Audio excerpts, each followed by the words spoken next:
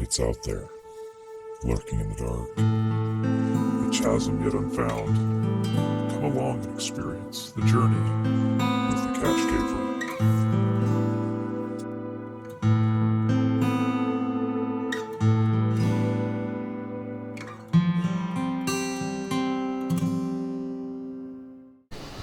Under a mountain in Utah, things weren't quite right. Thousands of years of erosion were coming to fruition.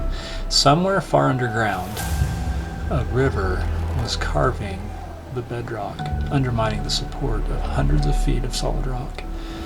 Sometime between the years of 1993 and 1997 it happened. The rock had become too weak to support itself and collapsed, swallowing more than 180 feet of rock, leaving behind a massive pit in the wilderness.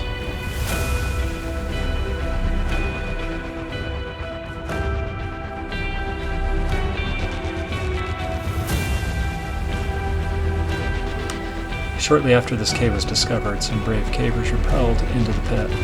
It was reported that the further they went down the rope, the more uncomfortable it became. The walls of the pit started to get muddy and seemed quite unstable. There were large boulders the size of small cars just hanging precariously out of the walls, looking as if they could fall at any minute. At 150 feet, they decided to turn around and go back up the rope, leaving the bottom of the pit unvisited. They in turn called this cave the most dangerous cave in Utah due to its unstable condition.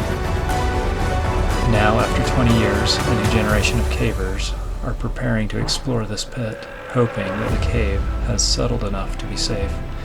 Stay tuned as we begin another expedition to explore the unexplored.